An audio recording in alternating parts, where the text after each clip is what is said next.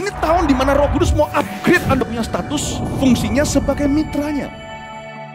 Tuhan ingin kita bertumbuh bersama-sama. Carilah orang yang available untuk sepakat dalam perkara benar dengan diri Anda. Tuhan akan mengirim kepadamu orang-orang yang tanpa wajah, tanpa nama untuk menguatkan Anda. Jawaban kadang-kadang muncul dari tempat tak terduga. Bangun teamwork aja dengan Roh Kudus dulu, lalu bangun tim-tim dalam kehidupan kita dan dalam takut akan Tuhan. Percayalah, breakthrough, terobosan itu akan terjadi bukan dari pedangmu. Tahun ini mari kita percepat diri. Quick to listen, cepat untuk mendengar, lambat untuk berkata-kata, cepat untuk taat, lambat. Atau bahkan kalau bisa jangan berbuat dosa. Satu dari kamu mengalahkan 1000 musuh itu quality, tapi Tuhan tidak berhenti di situ. 2 berlaksa-laksa. Kami mencetuskan bahwa supaya yang datang di sini bukan jadi jemaat akhirnya, tapi semua jadi murid-murid yang berbuah-buah lebat. Gereja Mawar Sharon sekali mengayunkan tombaknya, berdirilah 300 gereja. Mari kita bersatu. Mari kita akselerasi sampai 2030 300 gereja ini benar-benar terjadi.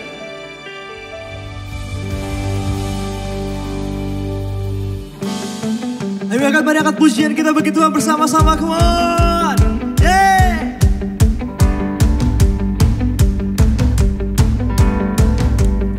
Go sing it. We bring our praises to your throne. We long to see your glorious love. Jesus, the God of wonders, you are the mighty healer. You save us by your perfect love. Jesus, the God of miracles, in every season you are faithful. King of all days, forever we believe. Come on, lift your hands and sing. We believe in you. Come on. One love that overcomes the world.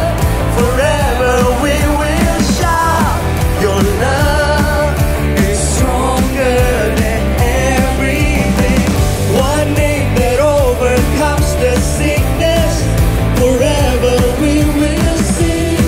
Your name is greater than everything. Sing, we bring our praises. We bring our praises to your throne. We long to see your glorious love. Jesus, Jesus, the God of wonders, you are the mighty healer. You save us by your perfect love. Jesus, Jesus, the God of miracles, in every season you are faithful. King of the King of all days, forever we believe. we believe in you. We believe in you. One love that overcomes the world. Forever we will shout. Your love is stronger than everything. One name that overcomes the sickness. Forever we will sing. Your name is greater than everything. You are the God of wonders. You are the God of miracles. And we praise you. We're singing. You are the God of wonders. You are the God of miracles. And we praise you. You are the God of wonders. You are the God Clap your of hands. wonders. You are the God of miracles. We praise you. You are the God of wonders. You are the God of wonders. You are the God of miracles.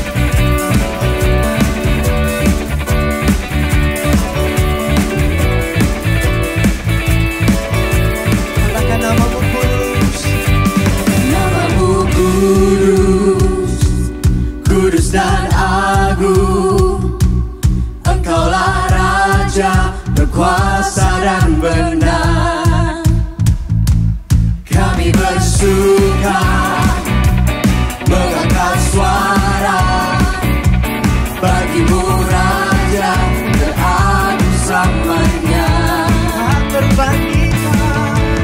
Tak terbandingkan oleh megahnya dunia, kebenaranmu membebaskan, ubahkan segalanya.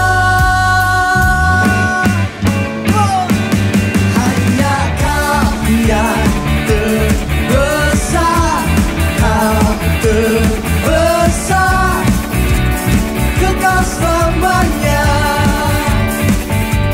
Hanya Kau yang terdahsyat, Kau terdahsyat, Yesus namanya. Kau terbesar.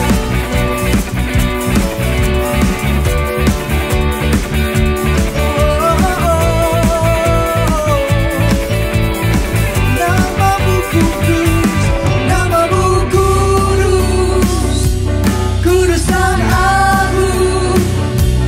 Engkaulah Raja berkuasa dan benar. Hati kami bersuka mengangkat suara bagimu Raja teragung selamanya. Tak terbandingkan oleh megahnya dunia, kebenaranmu membebaskan, ubahkan segalanya. Hanya Kau yang terbesar, Kau terbesar, kekal selamanya. Hanya Kau yang terdahsyat, Kau terdahsyat, Yesus namanya. Kau terbesar. Everybody clap your hands together, come on.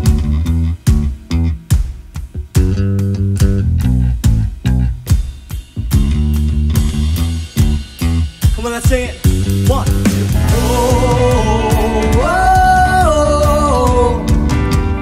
oh, oh, oh, oh, oh. One more time, sing. Oh, oh, oh, oh, oh,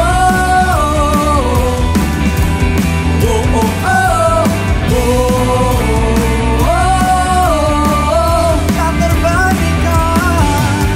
Tak terbandingkan oleh megahnya dunia, kebenaranmu membebaskan, ubahkan segalanya.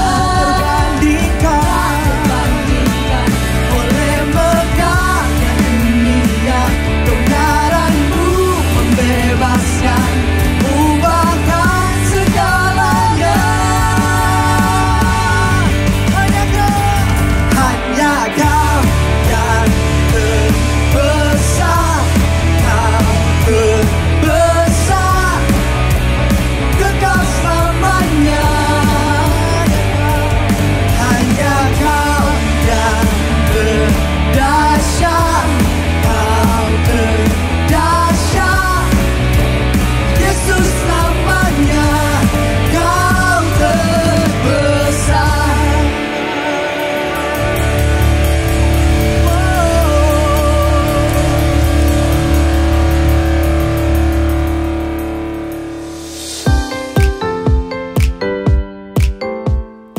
Jalan-jalan sama mantan.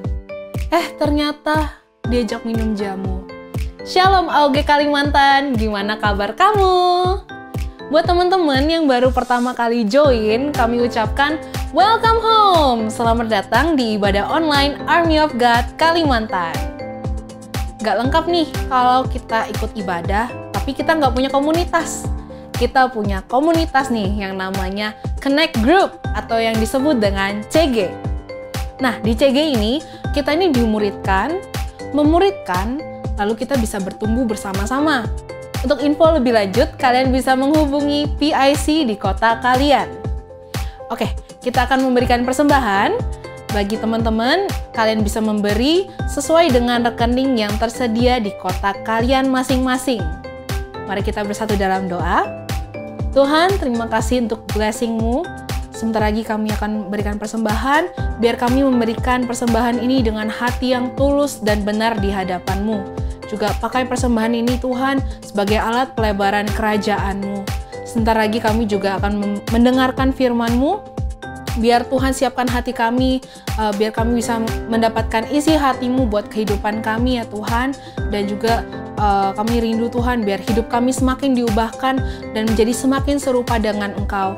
Terima kasih Tuhan Yesus, hanya di dalam nama-Mu kami berdoa. Amin.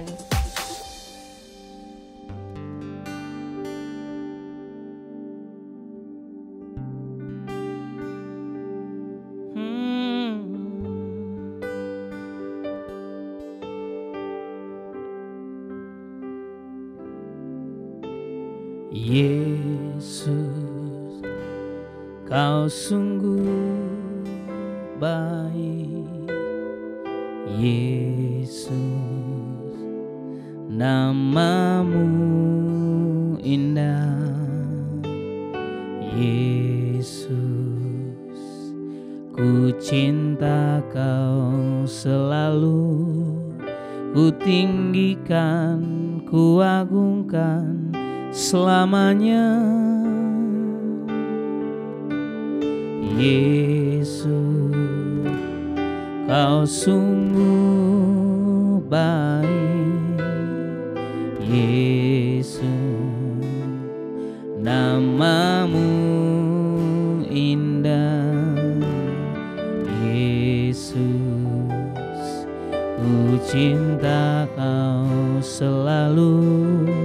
Ku tinggikan, ku agungkan selamanya. Ku mau memuji-Mu, ku selalu puji-Mu. Ku mau menyembah-Mu, ku selalu sembah-Mu. Kau yang layak terima semua pujian, kemuliaan hanya bagi Tuhan. Ku mau memuji-Mu, ku selalu puji-Mu. Ku mau menyembah-Mu, ku selalu sembah-Mu. Kau yang layak terima semua pujian, kemuliaan hanya bagi Tuhan. Ku mau memuji-Mu, ku selalu puji-Mu. Ku mau menyembah-Mu, ku selalu sembah-Mu. Kau yang layak terima semua pujian, kemuliaan hanya bagi Tuhan.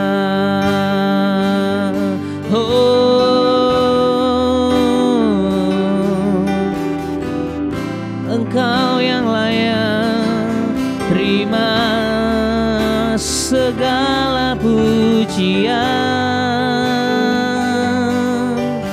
serta syukur dari setiap kami.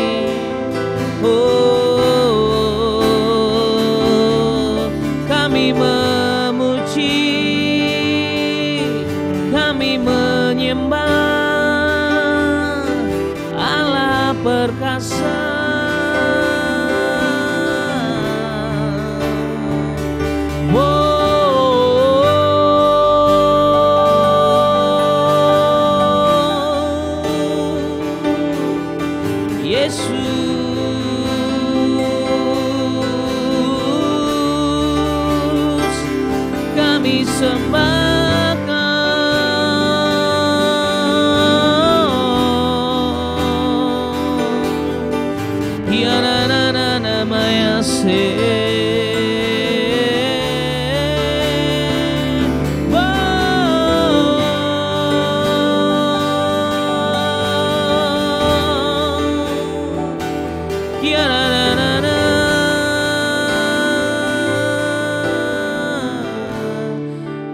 I sing praises to your name,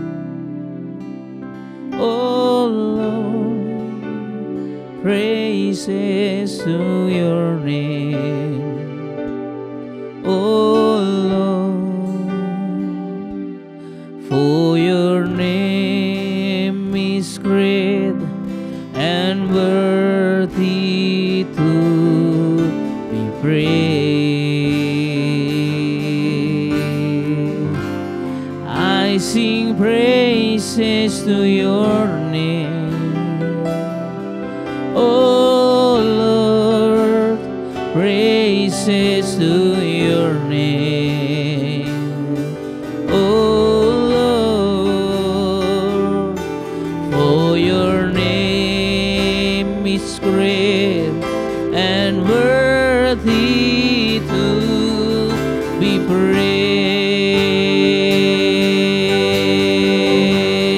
I sing praises to your name, oh Lord, praises to your name, oh Lord, for your name is great and worthy to be praised.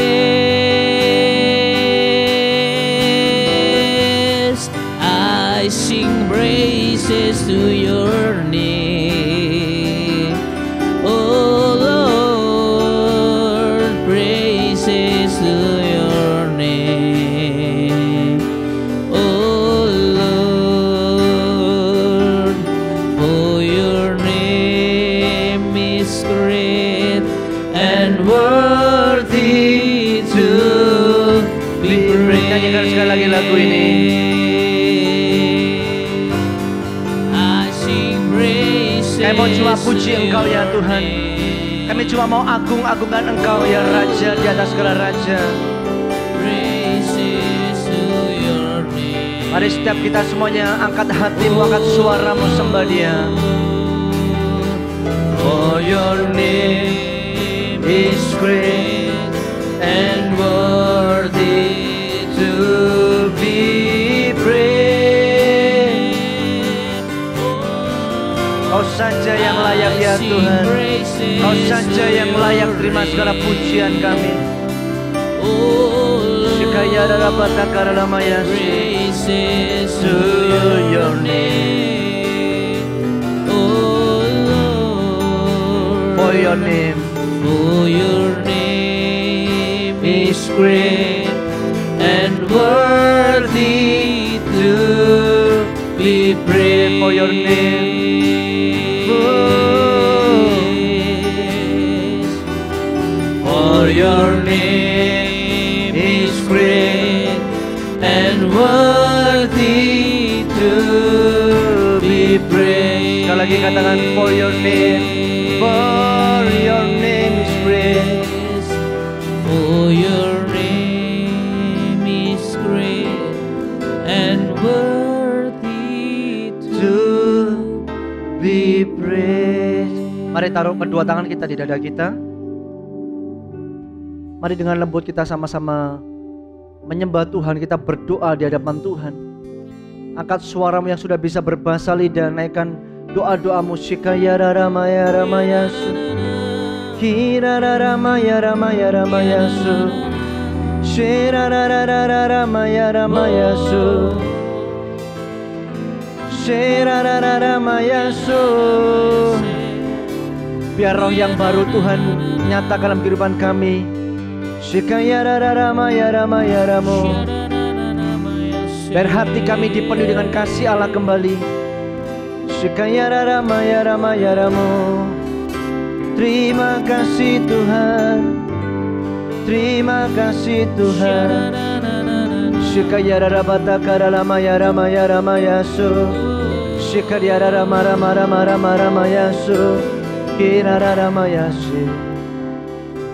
Terima kasih ya Tuhan. Hamba-Mu tidak tahu segala kondisi setiap teman-teman, rekan-rekan yang sekarang sedang mendengarkan ibadah online pada hari ini ya Tuhan. Engkau yang mengerti, Engkau yang menyelidiki hati setiap mereka satu persatu. Kalau Engkau dapati ada setiap orang-orang yang mulai jauh undur daripada Tuhan, biar hari ini tangan Tuhan menjamah hidupmu satu persatu di dalam nama Tuhan Yesus. Kasih yang baru, urapan yang baru Tuhan nyatakan dalam kehidupan kalian di dalam nama Tuhan Yesus. Pulihkan kami ya Tuhan. Pulihkan kami di dalam nama Tuhan Yesus. Bahkan kalau ada di antara kami yang mulai jatuh di dalam dosa, Tuhan juga kuduskan kami, layakkan kami ya Tuhan. Kami tahu kami adalah anak-anak-Mu. Kalau hari ini kami tetap boleh bernafas ya Tuhan, kami tahu Engkau tetap mengasihi setiap kami, Engkau tetap memberikan pengampunan buat setiap kami. Terima kasih ya Tuhan. Terima kasih buat darah-Mu. Terima kasih buat pengorbanan-Mu. Terima kasih buat pengampunan-Mu ya Tuhan. Sebentar kami akan dengarkan firman-Mu berbicara buat kami ya Tuhan. Kami mau terus jadi pribadi yang dipakai Tuhan, menjadi anak-Mu, anak muda yang terus diurapi, menjadi berkat dimanapun kami berada ya Tuhan. Kami tidak menjadi anak muda yang menyia-nyiakan waktu yang ada. Kami menjadi anak muda yang terus dipakai seperti yang Tuhan kehendaki dalam kehidupan kami. Nyatakan kuasa-Mu, nyatakan Injil-Mu buat setiap kami semuanya ya Tuhan. Berbicara buat kami. Kami buka hati kami selebar-lebarnya untuk Engkau berbicara, mengkoreksi, menegur, menuntun kami untuk kami boleh kembali kepada visi Allah yang Engkau nyatakan dalam kehidupan kami. Terima kasih ya Tuhan. Berkati kami semuanya. Urapi hamba-Mu. Di dalam nama Tuhan Yesus kami berdoa dan mengucap syukur. Haleluya. Amin. Amin. Haleluya. Shalom teman-teman semuanya. Selamat pagi, siang, dan malam ya. Karena ibadah ini online satu harian. Saya berdoa supaya setiap teman-teman semuanya di masa-masa ini kalian tetap menjaga api kalian di dalam Tuhan. Kalian tetap menjaga roh kalian untuk terus menyala-nyala di dalam Tuhan. Jangan biarkan api yang ada dalam hidup kalian itu padam. Kalau hari-hari ini kalian mulai jenuh, mulai capek dengan segala aktivitas kondisi yang ada, biar firman ini akan menjadi jawaban buat kita semuanya. Amin. Seperti CG kita yang minggu lalu ya, kalau teman-teman join CG, materi CGSM kita di minggu lalu tentang bosan. Saya rasa setiap orang pasti pernah mengalami yang namanya kebosanan. Dengan segala aktivitas sekalipun kita suka, contoh kita suka main games. Tapi kalau berhari-hari main lama-lama juga kadang menjenuh, bosan juga. Kita suka sport, olahraga. Setiap hari kita main kadang juga ada masa-masa jenuh atau bosannya. Kita belajar kemarin ya, kita belajar untuk kita menghilangkan yang namanya kebosanan, kita butuh yang namanya tujuan. Setelah kita temukan tujuan, waktu kita melakukan segala aktivitas, kita tahu mau ngapain. Berikutnya kadang masih bisa bosan lagi. Yang perlu kita lakukan adalah apa? Kita perlu memberikan challenge, tantangan kepada diri kita. Setelah itu apa? Setelah kita selesai ada tujuan, tantangan dan lain sebagainya ya. Yang berikutnya masih bisa enggak kita jenuh atau bosan? Masih bisa. Terus kita diajarin bagaimana? Me time. Kita bisa melakukan aktivitas yang kita sukai. Entah kalau teman-teman yang cewek gitu ya, mungkin kalian suka shopping ya, kalian shopping. Tapi karena di masa-masa begini, di pandemi begini, kalian tidak bisa keluar ke mall, jalan dan lain sebagainya, sangat terbatas. Mungkin orang tua juga batasin tuh tidak boleh keluar rumah. Mungkin kalian bisa belanja online. Tapi tetap wise, tetap bijak. Yang laki-laki mungkin, kalian bisa apa? Bisa mungkin main games, nonton film dan lain sebagainya. Kontak teman, ngobrol dengan teman. Me time. Nah, hari ini kita akan belajar satu kisah dari Elia. Dia orang yang diurapi Tuhan, dipakai Tuhan. Dia juga pernah mengalami satu titik terendah dalam hidupnya. Kita akan belajar sama-sama ya. Yuk kita baca di dalam 1 Raja-Raja 18 ayat yang ke-20 sampai ke-23. 1 Raja-Raja 18 ayat 20 sampai 23. Saya ceritakan sedikit ya di ayat 16 sampai 18-nya kurang lebih kronologisnya begini. Ahab datang menemui Elia. Jadi Elia ini dicari sama Ahab satu kali, si Obadya ini ketemu dan kasih tahu nih, Raja Ahab, Elia ada di sini, temui dia gitu kan. Terus tidak lama si Ahab ini datang menemui Elia. Setelah ketemu dengan Elia, Ahab itu berpikir bahwa Elia itu mencelakakan Israel. Dia datang, dia komplain kepada siapa, si Elia. Elia, kenapa kamu mencelakakan Israel? Lalu Elia bilang begini, bro, ini kalau kita bahasa gaul gitu ya, bro Ahab, maaf, bukan saya yang mencelakakan Israel, tapi kamu dengan kaum keluargamu yang mencelakakan Israel. Kenapa? Karena engkau dan keluargamu telah meninggalkan perintah-perintah Tuhan dan mengikuti para Baal. Engkau tidak lagi menyembah Allah Israel, tapi engkau mulai meninggalkan Tuhan, menjauhi peraturan-peraturannya, dan engkau juga mulai menyembah kepada para Baal. Singkat cerita, akhirnya si Ahab kan ketegur kan, dia kaget begitu. Lalu Elia bilang, udah gini aja, kumpulkan semua orang Israel, sekarang kita akan ketemu di Gunung Karmel.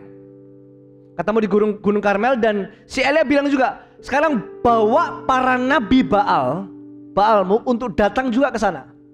Kita akan mengadakan, kalau bahasa sekarang, kita akan mengadakan KKR. Wah, keren ini, tantangan yang luar biasa. Dan singkat cerita, dikumpulkanlah bangsa Israel dan para Baal. Kita baca ya di ayat yang ke-20 sampai ke-22.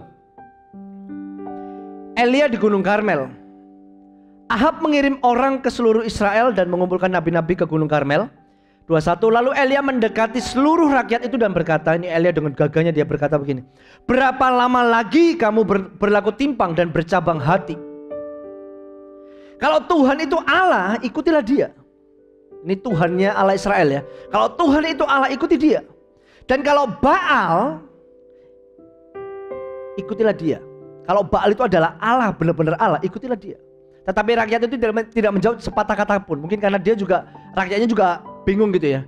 Ini Allah yang benar yang mana? Allah yang hidup yang mana? Allah Israel kah? Atau Allah dari para Baal itu? Ayat selanjutnya 22.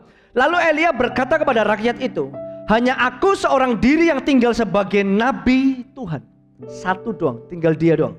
Padahal nabi-nabi Baal itu ada 450 orang banyaknya. Satu lawan 450, ini keren banget ini kan. Ini kalau udah di film-film, filmnya keren banget. Satu orang lawan massa begitu 450. Kalau kalian sekarang nonton di YouTube yang lagi gencar-gencarnya si Cece, tahu enggak ya? Yang dia dari Lampung, dia pencak silat, dan singkat cerita pokoknya dia sempat kayak ada editing tapi dia bilang tidak, itu tidak rekayasa dan lain sebagainya, cukup rame. Karena dia juga sempat ngomong lawan berapa puluh orang begitu dan dia menang, kurang lebih seperti itu. Si Elia dia lawan 450, itu jelas sekali 450 nabi Baal. 23. Namun baiklah, diberikan kepada kami 2 ekor lembu jantan, biarlah mereka memilih seekor lembu, memotong-motongnya, menaruhnya ke atas kayu api, tetapi mereka tidak boleh menaruh api. Aku pun mengolah lembu yang seekor lagi, meletakkannya ke atas kayu api dan juga tidak akan menaruh api. Jadi minta 2 lembu, 1 lembu buat 450 nabi Baal, 1 lembu buat Nabi Elia. Dibagi 2. Tujuannya apa? Mereka akan show, menunjukkan Allah siapa yang hidup.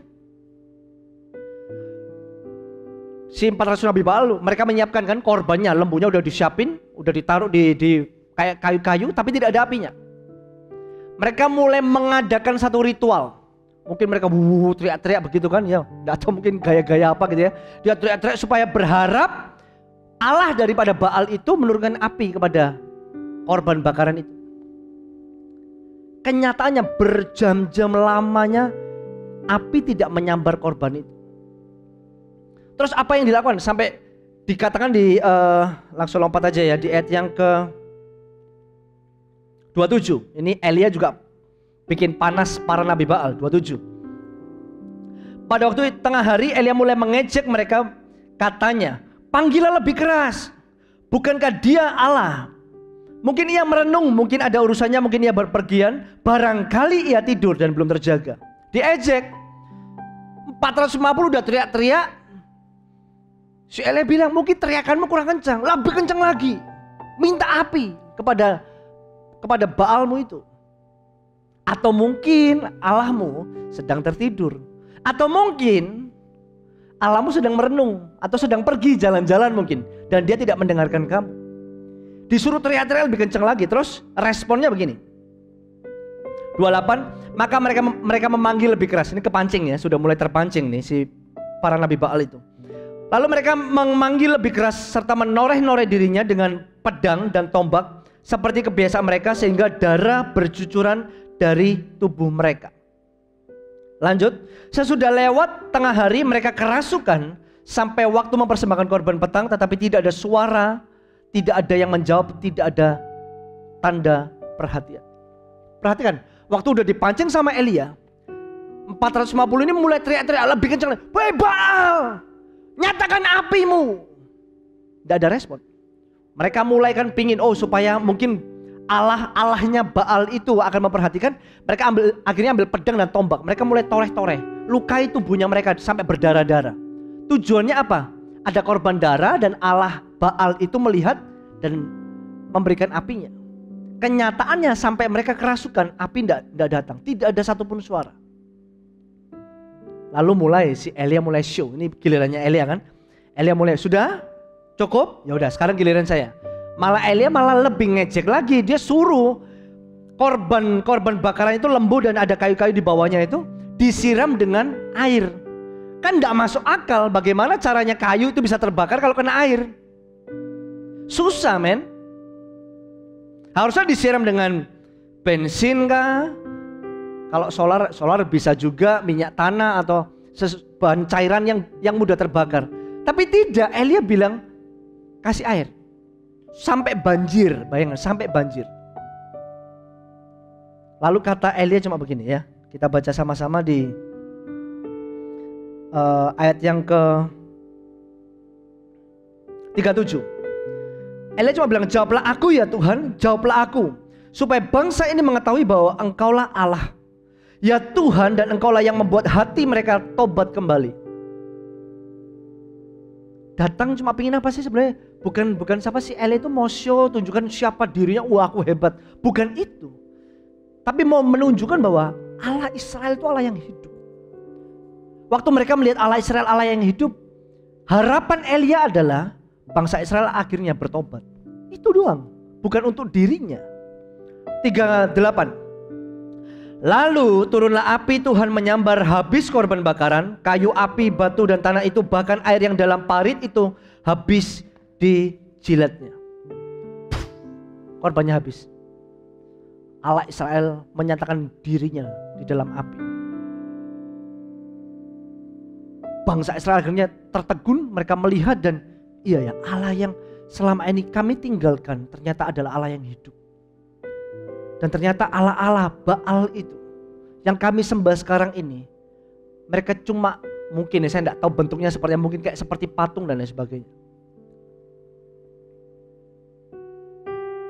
Ini yang terjadi. Ini yang terjadi. Betapa Allah Israel begitu luar biasa, menyatakan kemuliaannya, kuasanya, sampai menyambar korban yang disediakan oleh Elia. Ya, saya tulis begini, dengan begitu gagahnya Elia menantang dan melawan 450 nabi Baal dan mengalahkan mereka. Kemenangan besar nih, kemenangan besar, KKR besar-besaran terjadi dan kemenangan menjadi bagiannya Elia dengan Allah Israel ya. Berikutnya kita masuk di kita baca ya sama-sama di dalam 1 Raja-Raja 19 ayat yang pertama sampai ke 8. Tapi nanti kita akan lompat-lompat sedikit ya. Nanti setelah itu saya akan kasih tahu benang merahnya. 19 ayat yang pertama. Elia di Gunung Horeb. Tadi di Gunung Karmel ya. Waktu lawan 450 Nabi Baal di Gunung Karmel. Sekarang perjalanannya udah mulai mau pindah ke Gunung Horeb. 19 ayat yang pertama. Ketika Ahab memberitahukan kepada Isabel. Isabel itu istrinya Ahab ya. Segala yang dilakukan Elia dan perihal Elia membunuh semua nabi itu dengan pedang. By the way begini, Isabel itu bukan dari Israel. Kalau tidak salah dia dari Tarsis. Kemarin sempat baca, kalau tidak salah dia dari Tarsis. Orang Kanaan. Menikah dengan Ahab. Waktu menikah dengan Ahab, Isabel ini bawa dewa-dewanya datang ke Israel. Akhirnya Israel mulai menyimpang. Raja Ahab juga akhirnya terpengaruh juga. Harapannya begini, harapannya sebenarnya menurut saya begini.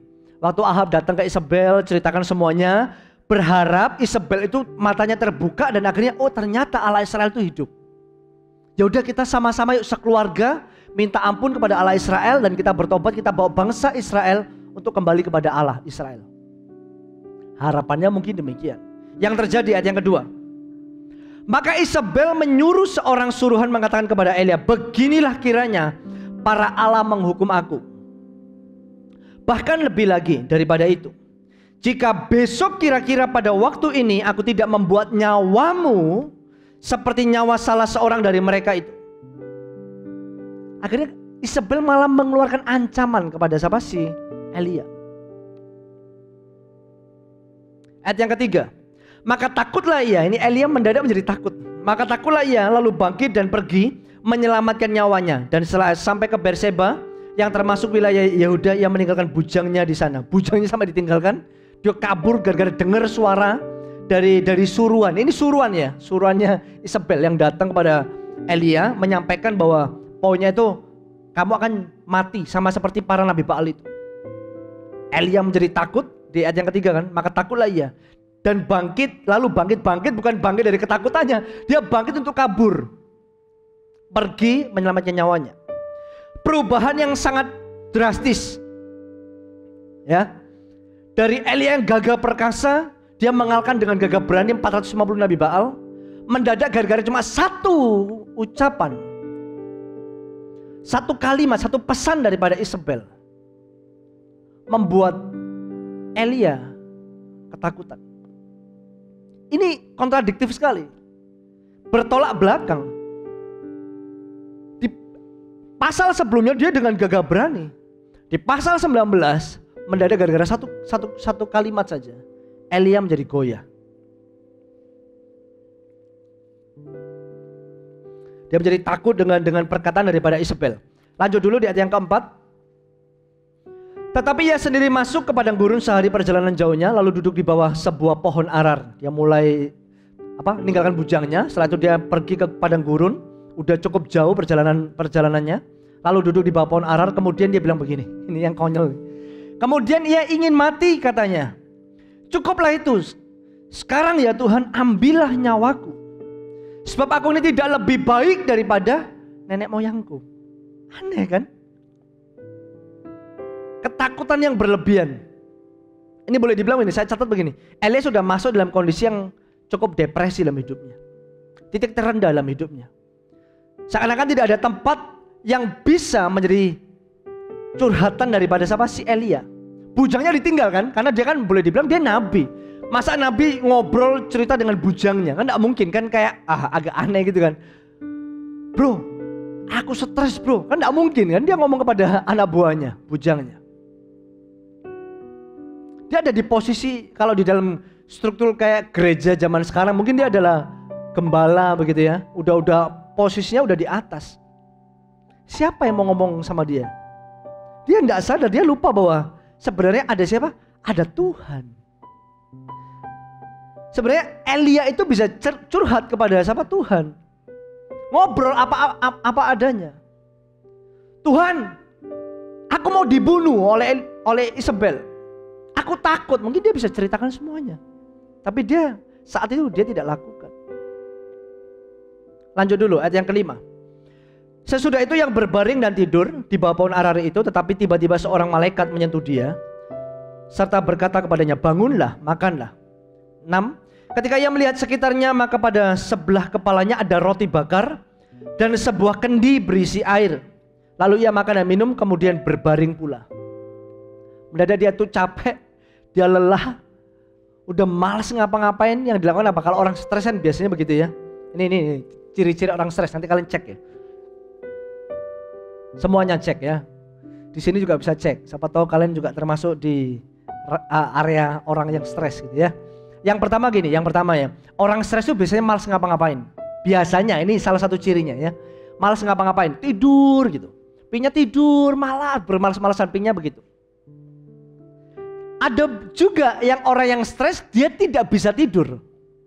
Sampai masuk ke penyakit insomnia, tahu ya? Nggak bisa tidur gitu, begadang. Karena memikirkan masalahnya terus. Dia stres dan tidak ada jalan keluar. Ciri berikutnya juga, kadang malas makan. Nggak nafsu makan. Tapi ada juga yang kebalikannya, makannya malah berlebihan, pengen makan terus. Itu ciri-ciri orang stres. Semuanya tidak lagi berjalan dengan normal. Segala aktivitas rutinnya tidak lagi berjalan dengan normal. Itu salah satu tanda-tanda orang stres. Coba dicek. Kalian termasuk di dalam itu atau tidak gitu ya. Dicek masing-masing. Kalau sudah sampai di ranah itu, ya ini perlu waspada. Kita mulai perlu ukur stres kita sampai di tahap mana. Apakah sampai sudah di tahap depresi? Kalau udah depresi itu sampai udah mikir gini. Ya sama seperti Elia ini. Udah Tuhan cabut aja nyawaku. Biar aku pulang ke rumah Bapa saja. Hidupku penuh dengan damai. Kadang begitu kan, kelihatannya rohani. Tapi putus asa itu namanya. Udah gak ada jalan keluar. Ini yang Elia alami. Maka sebenarnya yang dilakukan Elia apa sih? Coba perhatikan tadi ya. Dia berbaring, dia tidur gitu ya. Dia tidur, terus mulai apa? Malaikat ini. Bayangkan ini orang ini disayang sama Tuhan. Malaikat Tuhan dikirim. Ini secara fisik ya. Secara fisik. Mendadak ada malaikat datang. Banguni, ayo makan. Dia buka mata, dia kaget. Tahu-tahu di kepalanya, di sebelah kepala, sekitar kepalanya. Pada sebelah kepalanya ada roti bakar. Wah keren nih. Ada burger mungkin ya. Burger atau apa. Ada roti bakar. Terus ada sebuah kendi berisi air. Disuruh makan, minum, kemudian tidur lagi. Kalau dari sini saya cuma dapat begini.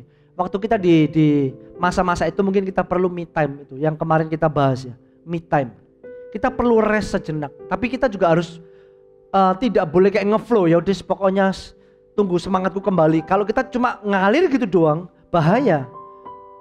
Kita harus tentukan sampai kapan. Contoh, ya udah hari ini aku enggak mau keluar rumah dulu, aku akan di kamar.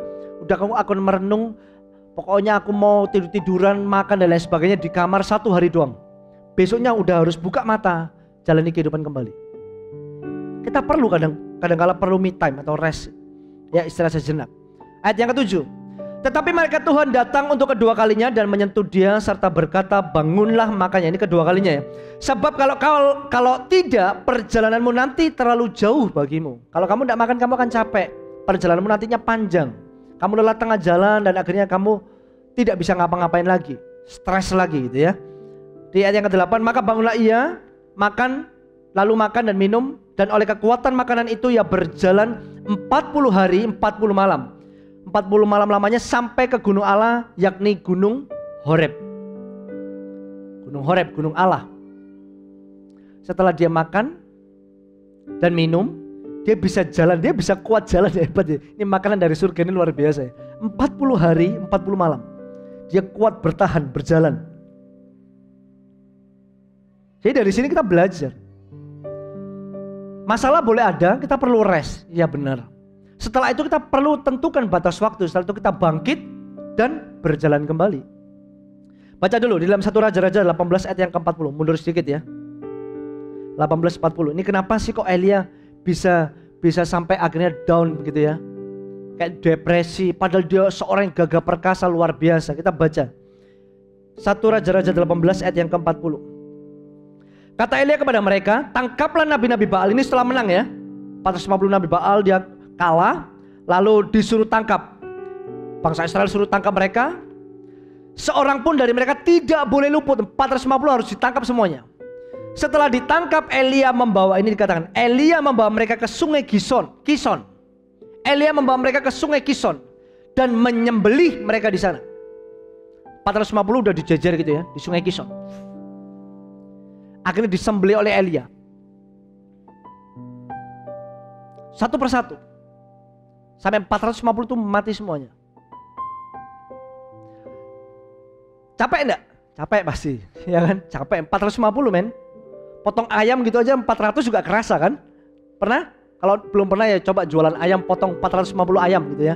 Itu lumayan, kerasa gitu kan. Jadi berapa? Kalau saya kadang beli, berapa potong? 12, 10 dipotong menurut ukurannya. ini 450 Nabi Baal dipotong sama Elia. Capek, secara fisik capek. Setelah itu Elia masih berdoa, dia naik ke atas gunung dan dia berdoa minta apa? Hujan turun. Dia berdoa, akhirnya hujan turun.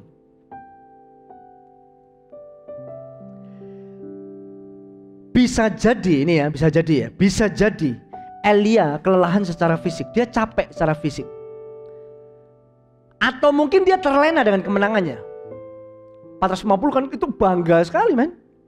Bangga sekali. Kayak kita main sepak bola gitu deh. 1 lawan 11 orang. Kita sendirian. Tapi kita bisa gocek semuanya satu persatu. Itu kan keren banget. Ditepuk tangani satu stadion. Itu kan kayak rasa bangganya itu kan tinggi banget. Mungkin bisa jadi si Elia terlena dengan kemenangannya. Sehingga membuat dia begini, dia udah capek, dia terlena. Akhirnya si Elia ini terlena dengan kemenangannya, lalu mulai kecapean dan tidak saat teduh. Atau dia sudah mulai tidak lagi berdoa kepada Tuhan. Karena kelelahan, kecapean kan. Saya pernah satu kali waktu selesai KKR, begitu luar biasa, orang-orang dilawat, banyak orang yang hadir. Tentunya bukan karena saya. Setelah selesai pulang, badan itu capek semuanya. Tapi saya teringat satu pesan dari Ko Philip pernah ngomong begini. Selesai KKR atau apa, ya memang kerasa hype-nya pada waktu KKR itu kerasa banget. Tapi setelah selesai turun ke bawah begini, waktu pulang, semua akan hilang. Semua akan hilang. Kalau kita tidak segera langsung datang pada Tuhan, maka kita bisa terlena di situ. Kita cuma bisa waktu pulang, kita cuma mikir, wih keren ya. Tadi orang-orang nangis, yang sakit tadi tidak bisa jalan, mendadak bisa jalan. Yang buta mendadak bisa melihat. Begitu luar biasa kan, pemandangannya begitu indah terjadi. Kalau kita tidak jaga-jaga, maka kita akan terlena dengan kemenangan itu. Kita akan merasa bahwa semua karena aku. Akhirnya apa? Santai-santai nih, setelah santai-santai apa? Tidur. Lupa berdoa, tutup bungkus, mengucap syukur, bangun hubungan lagi dengan Tuhan. Maka dari itu Ko Philip pernah bilang begini, pada waktu selesai acara event KKR atau apapun juga, waktu mau turun ke tangga, turun ke bawah begitu, Ko Philip cuma bilang begini, what next? Apalagi Tuhan, selanjutnya apalagi? Jadi udah tidak lagi memikirkan hype yang hari itu sedang terjadi. Udah tidak dipikirkan lagi, udah mikir visi yang ke depan lagi. Supaya apa? Tidak biarkan diri kita itu terlena dengan segala kemenangan pencapaian yang ada. Tapi terus minta Tuhan mau bawa kemana? Tuhan mau bawa kemana? Ini yang perlu dilakukan. Dan Elia hari itu bisa jadi dia terlena atau dia kecapean secara fisik, akhirnya mulai tidak lagi berdoa. Atau mungkin sudah hari itu dia berpikir, udahlah nanti besok-besok aja deh. Atau mungkin saat teduhnya boleh dibilang, kalau kita ngomong sekarang, zaman sekarang, saat teduhnya mulai bolong-bolong. Akhirnya apa? Firman yang hari ini saya sampaikan, judulnya adalah tentang burnout.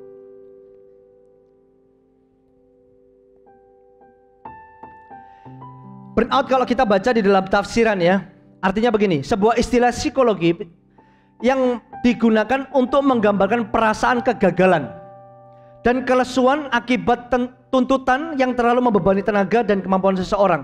Situasi burnout dapat terjadi saat kita merasa lelah karena pekerjaan menumpuk terlalu banyak, sulit dan berat, sehingga kita tidak dapat berpikir dengan jernih. Jadi kesimpulannya begini, burnout itu kayak kita ini lelah, kecapean gitu ya, kehilangan yang namanya prioritas. Waktu kita udah kecapean, ini bahayanya adalah apa? Terkadang kita mulai perlahan-lahan tidak saat teduh, mulai tinggalkan Tuhan. Kita berpikir ya udah deh besok aja deh saya doanya, saat teduhnya baca Alkitabnya. Kalau enggak nanti besok lusanya lagi karena masih capek. Harusnya enggak boleh demikian. Kita harus tahu bahwa salah satu tanda kita burnout itu salah satunya adalah apa? Pada waktu kita mulai menjauh dari Tuhan. Kita akan mudah sekali menjadi burnout. Hangus, burn, terbakar, out, hangus, habis terbakar. Kita kelelahan, kita kecapean. Situasi ini bisa kita alami kapanpun. Tapi kalau kita terus-terusan mendekat kepada Tuhan, sekalipun kita capek, kita terus mendekat kepada Tuhan. Ya lelah secara fisik tapi kita tidak jadi burnout. Akhirnya malas ngapa-ngapain, kita stres, depresi dan lain sebagainya. Elia mulai kehilangan yang namanya prioritas. Dia sibuk dengan pelayanan, boleh dibilang begitu ya. Dia sibuk dengan pelayanan. Dan akhirnya dia lupakan satu bagian yang penting. Dia dipilih oleh Tuhan untuk menjadi seorang nabi. Diurapi dengan begitu luar biasa. Setelah dia dapatkan banyak kemenangan, dia lupa untuk bersekutu dengan Tuhan. Ini menjadi bagian yang penting. Kalau kita mulai mundur daripada Tuhan, saat teduh kita mulai bolong-bolong, kita rawan dengan yang namanya burnout. Ya, kita pun juga bisa mengalami hal yang sama di dalam pelayanan, pekerjaan, studi kita. Burnout itu bisa datang kapan saja. Bosan, capek, malas ngapa-ngapain, akhirnya pingin kabur saja gitu. Kita breakdown aja ya, burn dari kata bakar. Kalau kita nge-gym gitu kan, kita nge-gym, makan kan pola makan diatur kan, terus tidak lama kita lari nih, bakar kalori kan. Yang dibakar kalori, lemak itu bagus, nanti jadi otot. Tapi burn yang di sini itu bedanya begini, yang sedang dibakar itu adalah visi Tuhan, panggilan hidupnya kita. Ini yang terbakar itu adalah visi hidupnya kita. Ini bahaya. Kalau kita sudah kehilangan, kebakar, visi hidupnya kita sudah mulai terbakar, kita tidak tahu arah tujuan. Ini gawat. Ini gawat. Dan itu yang itu yang iblis incar. Itu yang iblis incar. Dia akan bakar panggilan Tuhan atas hidupmu. Visi yang Tuhan taruh atas hidupmu, iblis akan bakar. Dengan segala aktivitas, kecapean yang ada. Supaya apa? Supaya kita merasa bahwa, ya aku enggak mau ngapa-ngapain lagi deh. Aku mau quit.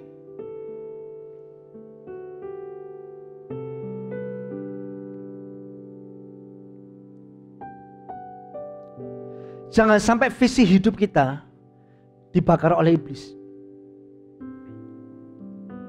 Itu bisa terjadi karena sederhana seperti yang Elia lakukan. Dia mulai menjauh daripada Tuhan. Kita cek deh kerohanian kita hari-hari ini. Kalau kalian merasa hari-hari ini seperti Elia, malas ngapa-ngapain, pengen kabur saja, apalagi kalian seorang pemimpin di dalam CG, coach, TL, CGL. Udah deh, aku terlalu sibuk, aku udah banyak kerjaan, malas ngurusin anak-anak dan lain sebagainya. Padahal kita tahu pada waktu kita awal dipanggil untuk melayani Tuhan menjadi seorang pemimpin, aku mau berikan yang terbaik. Siap enggak tantangannya? Siap Ko, siap. Nanti kalau kamu capek, enggak, pokoknya aku akan terus berjuang untuk aku dipakai Tuhan jadi berkat buat anak-anakku. Tapi cek apakah hari ini spirit kalian tetap sama, panggilan Tuhan dalam hidupmu tetap sama, atau kalian sudah mulai masuk dalam area kecapean itu.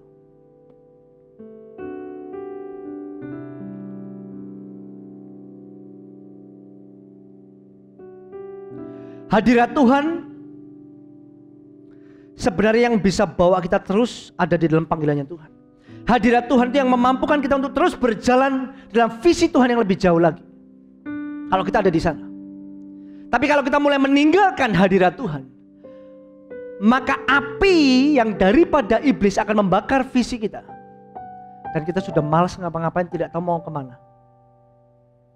Kalau Kalimantan 2030 60 gereja lokal, kita udah gak mikir lagi 60 gereja lokal. Yang kupikirkan adalah hidupku. Yang ku kasihani adalah hidupku. Yang ku pedulikan adalah hidupku. Ini bedanya gitu kan. Kalau kita di dalam Tuhan, hidup kita dibagi jadi berkat kan. Tapi pada waktu kita tinggalkan Tuhan, kita akan fokus sama self-centered, fokus kepada diri sendiri. Ini yang bahaya. Kita cek sama-sama kita masuk di mana ya. Lalu out, burn, bakar visi itu ya, bicara tentang visinya kita yang dibakar oleh iblis. Iblis mau bakar visinya kita, panggilan hidupnya kita. Yang kedua out. Out itu seperti apa? Tersisihkan, kita keluar kan, kita keluar, tersisihkan, terasingkan, tertolak, tidak diterima. Waktu kita terasingkan, kita tertolak begitu kan, kita merasa sendirian, lonely kita.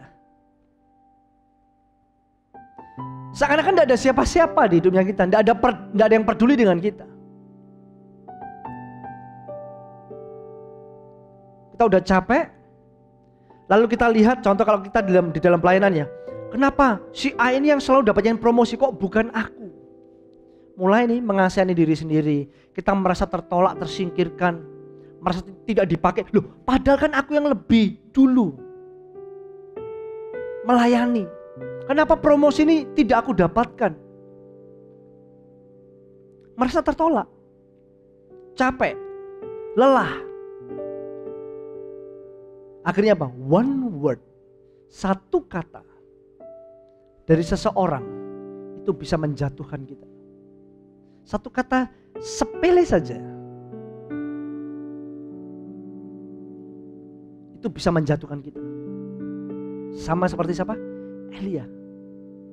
Cuma satu kalimat keluar daripada suruhan daripada Isabel, mendadak si Elia goncang dan akhirnya dia kabur, takut. Kita belajar sama-sama ya. Jangan pernah merasa seperti kalian ini jadi orang yang tersisihkan, terasingkan. Percayalah bahwa pemimpin itu sayang sama kalian. Setiap disiplin, teguran dan lain sebagainya, itu ada maksud di balik itu semuanya ya. Seorang bisa burnout yang pertama karena yang tadi saya bilang, sampaikan berulang-ulang. Pertama karena kita menjauh daripada Tuhan. Yang kedua kita merasakan rasa kesepian. Yang pertama menjauh dari Tuhan, yang kedua rasa kesepian. Dan bahayanya karena tidak ada orang yang tepat berada di dekatnya. Ini kasihan orang ini. Jadi hubungan itu penting, kita makhluk sosial. Kita perlu punya hubungan dengan Tuhan supaya kita tetap kuat. Dan kita juga perlu hubungan dengan sesama supaya apa? Teman-teman sekitarnya kita, pemimpin rohani dan lain sebagainya bisa menguatkan kita. Tapi kalau tidak ada semuanya, bahaya. Apalagi kalau kita punya teman-teman atau sahabat-sahabat yang mereka ini bukan membawa kita semakin dekat dengan Tuhan, kembali jadi orang yang bersemangat, malah menjatuhkan kita. Jadi pastikan setiap kalian itu punya pemimpin rohani. Satu kali ada satu anak rohani saya, itu ngomong begini. Dia bilang gini, kenapa kau enggak pernah marahin aku? Saya bilang, tiap-tiap orang kan beda-beda, cara tegurnya itu beda-beda. Saya cuma iseng, saya cuma bilang begini, nanti tak tegur kamu tahu-tahu bisa kabur, kamu malah hilang. Dan dia bilang apa? Enggak kalau Koko yang tegur, aku udah percaya sama Koko. Maksudnya begini, bukan saya itu mau jadi orang yang sok ini loh, aku ini orang yang bisa dipercaya, bukan itunya. Tapi poinnya begini, ada satu poin penting dari sana, dari pembelajaran anak ini. Poinnya adalah, pastikan dirimu itu punya pemimpin rohani, orang yang dapat dipercaya, yang kalau dia tegur, dia arahkan, tujuannya itu baik. Kalian tahu itu baik buat dia. Bisa bayangkan begini, saya pernah dengar satu sharing dari seseorang waktu di dalam pelayanan, dia udah capek, tahu-tahu terus ditegur begitu kan, sakit hati, sempat marah.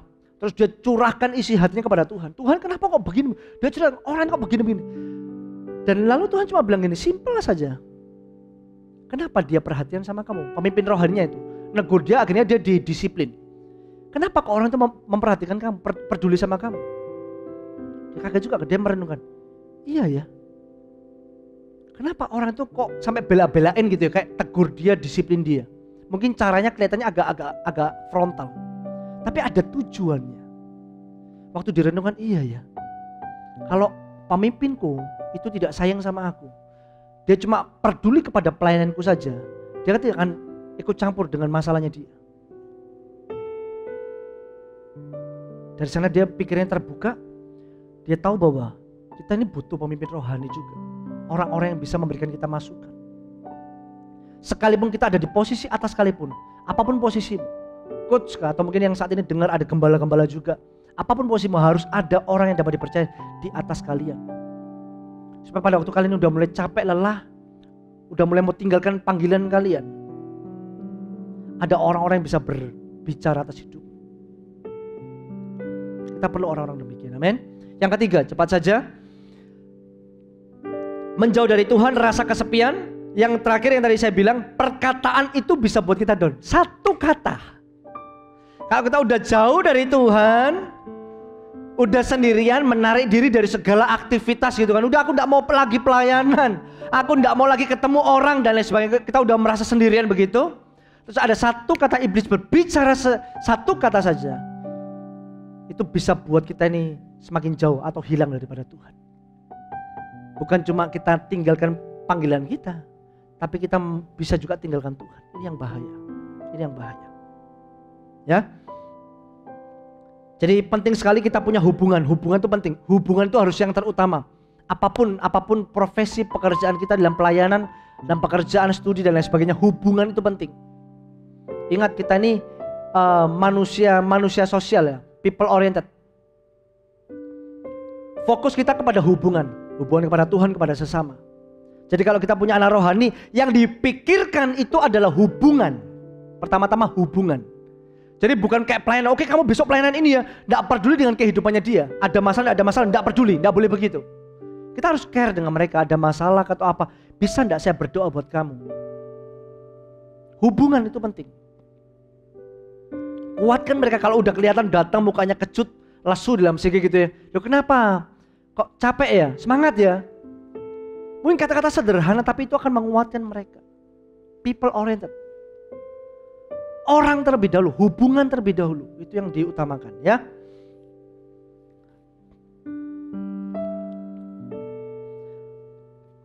Lalu sama gini ya, satu pesan lagi deh. Jadi biasakan begini ya, kita bangun budaya ini. Waktu kita ketemu dengan anak rohani atau teman pemimpin dan lain sebagainya, tanya kabar. Biasakan begitu, gimana kabarnya? Hai, apa kabar? Terus kalau pas mau pulang atau apa mungkin, kalau sama anak rohani tentunya, khususnya ya, kalian bisa bilang, ada enggak yang bisa saya doakan? Kita jadi berkat, amin. Oke, terus sekarang bagaimana caranya bisa bangkit dan dari burnout? Yang pertama, rest in His presence. Kita istirahat dulu di dalam hadirat Tuhan. Mundur untuk setback, untuk setting kembali hidupnya kita kembali dari awal. Datang dalam hadirat Tuhan, cari wajah Tuhan. Mundur ya, kita kembali. Lalu setelah itu bangkit dan berlari kepada visi Tuhan.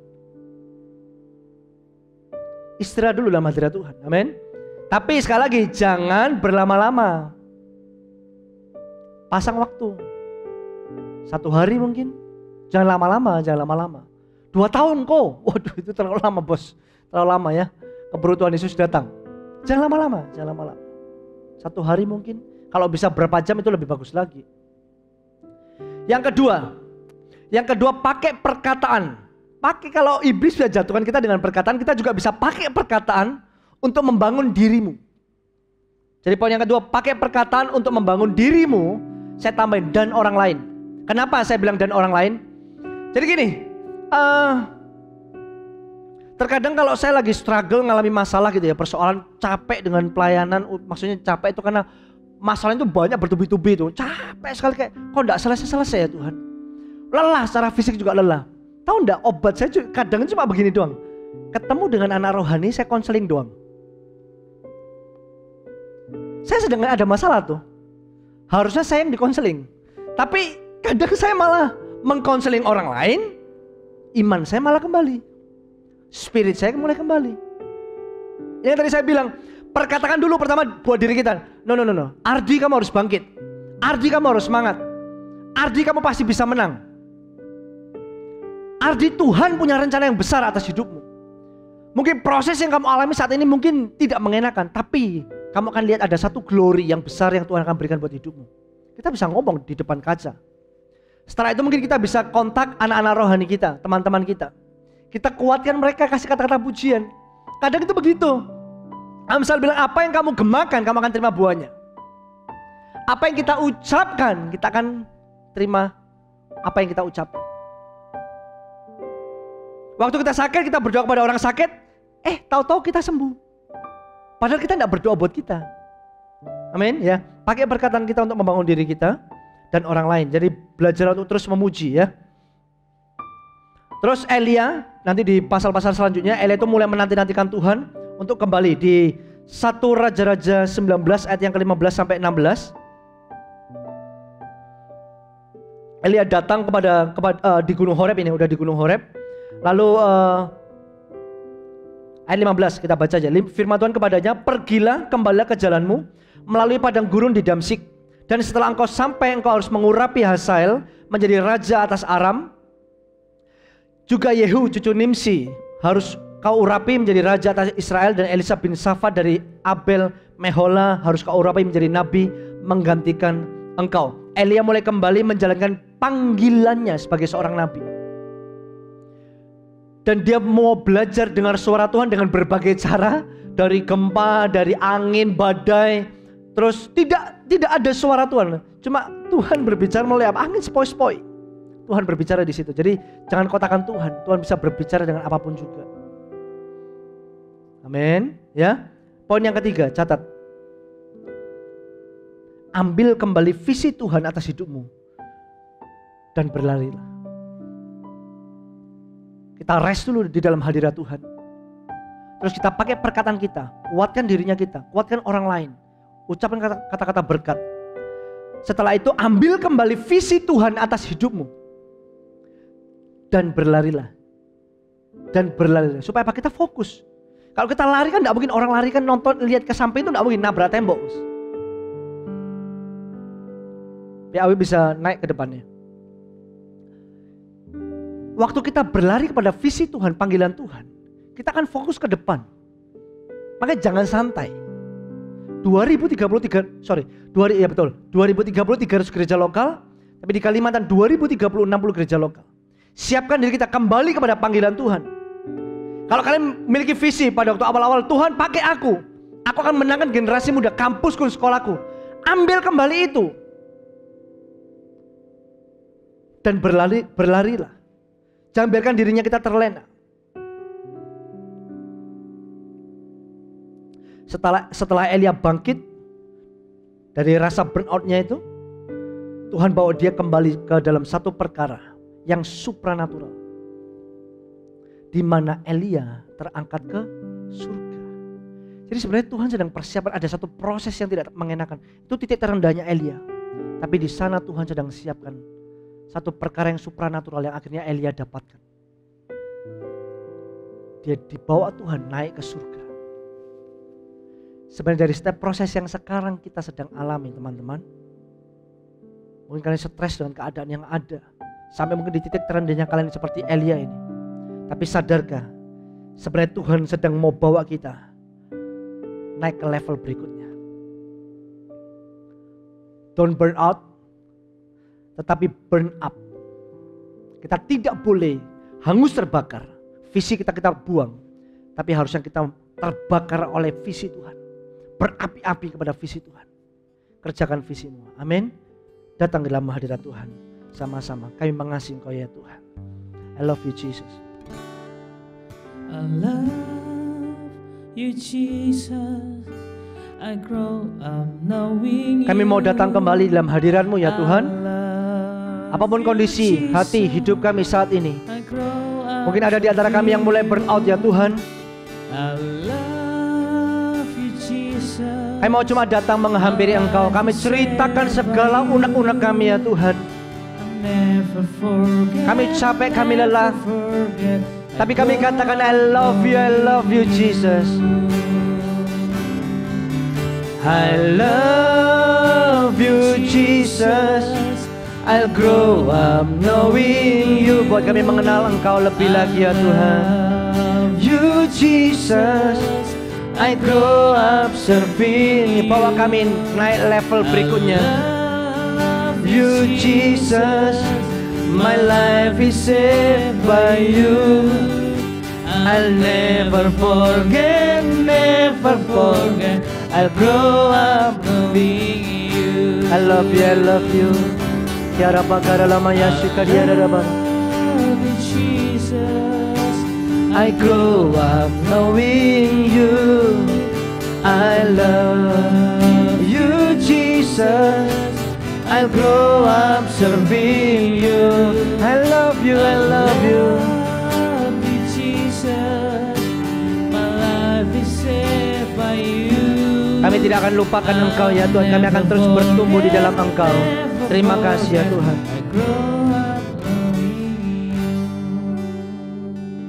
Teman-teman sekarang ambil waktu Sebentar nanti saya akan berdoa buat kalian semuanya. Tapi sebelum saya berdoa, ingat yang tadi saya bilang, perkataan-perkataan berkat buat teman-temanmu, orang sekitarmu. Jadilah berkat terlebih dahulu. Kadang waktu kita memberkati orang lain, malah kita diberkati Tuhan.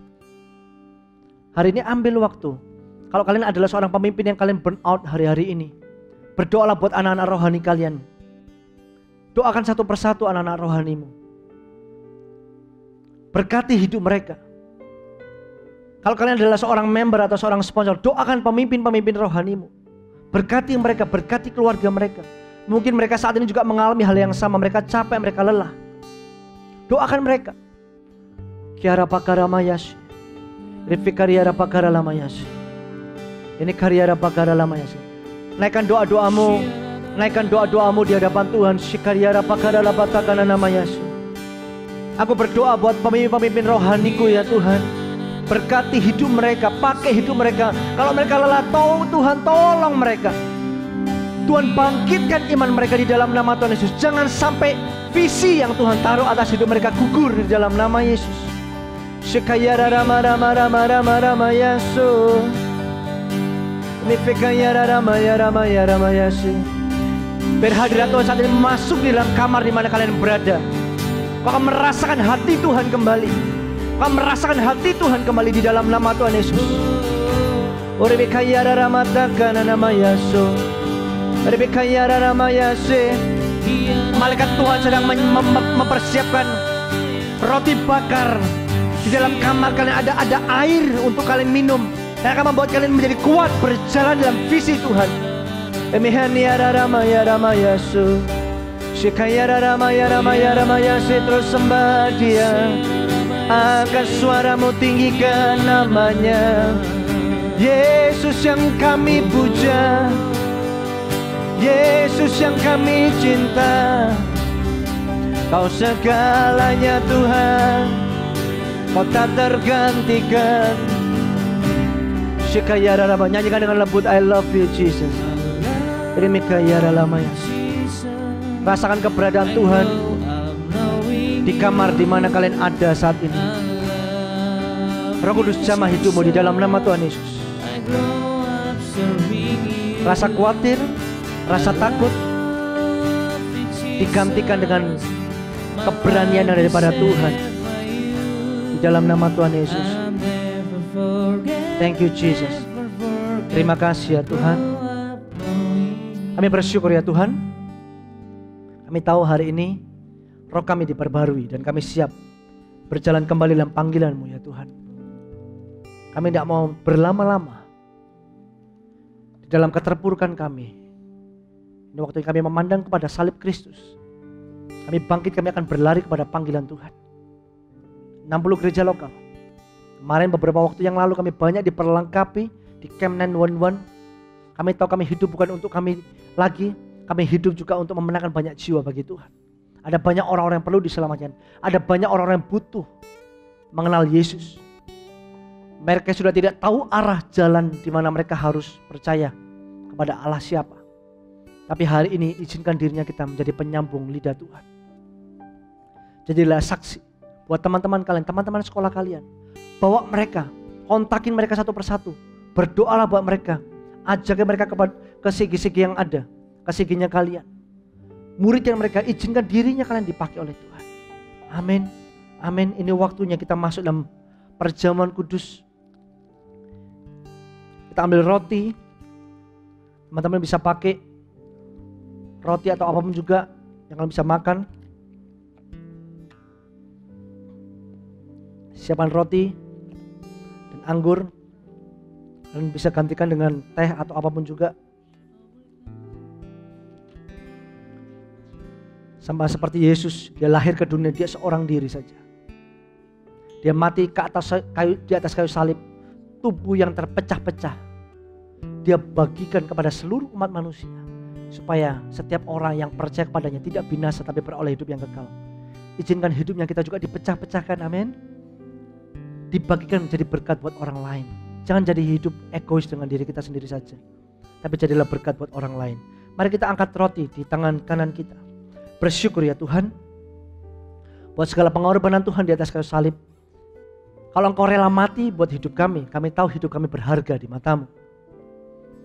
Kami tahu Engkau sayang kami, Engkau tidak pernah tinggalkan kami ya Tuhan. Mungkin kalau beberapa waktu terakhir ini saat teduh kami mulai bolong-bolong, kami mulai jarang berdoa, jarang buka Alkitab, ampuni kami. Itu yang membuat kami semakin jauh, semakin kosong, semakin takut menghadapi hidup ke depan, semakin khawatir bahwa Tuhan tidak akan tolong masalah kami.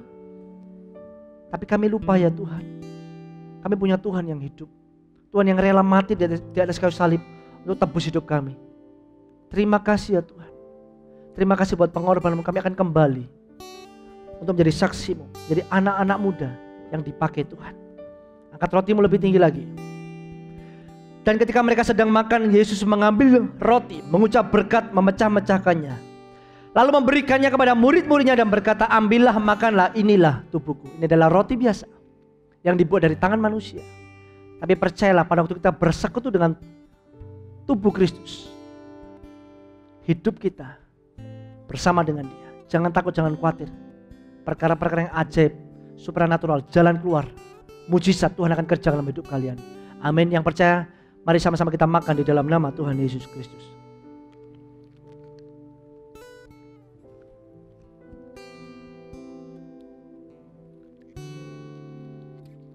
Sekawan anggur.